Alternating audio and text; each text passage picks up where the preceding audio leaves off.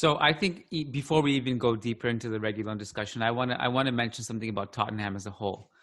Um, so in my column, I talked a lot about like kind of how Reguilon will struggle in the sense that it's such a widely different playing style to Sevilla.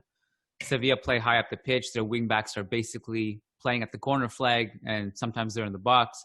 They're so heavily involved, and I just wasn't sure. Like you put you put him in a Mourinho team, and all of a sudden it's a much more defensive thing. It's counterattacking. You know, they don't have as much possession. Will he be pinned deep? How will he cope with that? Will he be a bit more chained? Will he actually get his? Will we be able to see an offensive version of Reguilon, which is such a fun version of him? And I also said that because if you remember last week, I think we briefly touched on the fact that Tottenham scored 5 goals against Southampton. And I thought people got carried away with it because people were saying, you know, Bale will have so much space. Look at all this, you know, imagine Bale on the end of some of this stuff. And I thought, like, hold on, like we don't know anything yet. This is Tottenham. It's Jose Mourinho. This guy is a dinosaur from a managerial standpoint. He doesn't get with the times. He has been playing the same way for over a decade. And I got to say, I'm really, really, really happy to eat crow on this if this is the version of Tottenham we see, because it benefits everyone. It benefits the neutrals because it's fun. It benefits us because we get to see Bale play in a fun system. But it benefits Reguilon. And so that first half against Chelsea, I was a little bit concerned about all this stuff I had predicted. And the second half was a lot better, right? So we saw, first of all, they were down a goal, so they were forced to attack. And wow, surprise, surprise, when they're forced to attack, they're actually kind of fun to watch. And since then, they've just been flying. 7 goals against Maccabi, and then 6 goals against Manchester United, and Reguilon's look good. So let's just focus on the first game. He had the assist. He had, I remember at halftime, even though it was kind of underwhelming, he had 35 touches, which was the most on the team. And then by the end of it, he had 95 touches overall. He had 4 key passes, 2 shots.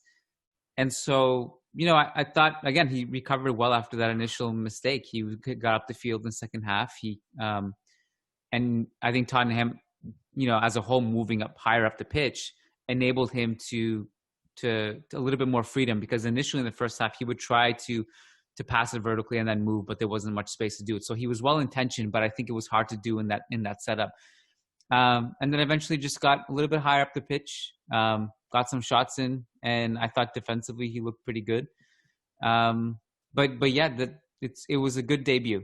So what else did you think? You can talk about the debut. We can also talk about the ensuing 2 games. He only played a limited amount of time against Maccabi, and then I obviously played against Manchester United again.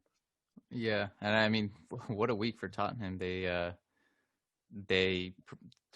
progressed past Chelsea, they progressed past Maccabi, and then they smash a historic win at Old Trafford against Manchester United. You know Mourinho loved that, especially after Ole beat him last year. Mm-hmm. And so, no, it was just crazy. And obviously, I think the Man United Tottenham game kind of overlapped with our Real Madrid match, but Reguilon had some really good touches. There was one moment where he gets the ball on the sideline, does a little feint, megs a Man United player, and then passes it into center midfield and just gets up the flank. And that was just classic Reguilon. And to your point, like, yes, it's not Sevilla. Yes, it's not that Lopetegui system, but I feel like he's adapted so quickly already and already is showing just who he is, showing his personality. He is such a charismatic guy and such a like a personality. I think we've talked about it before, but I think that's an underrated part of who Reguilon is, and kind of gets lost. Sometimes we always talk about just whether it's their physical attributes or their just footballing talent and technique, but I think the personality is the mental side of the game. Arguably, is the most important, and I think that's what Reguilon has in abundance, and just he's able to instill himself within a locker room and within a team so quickly.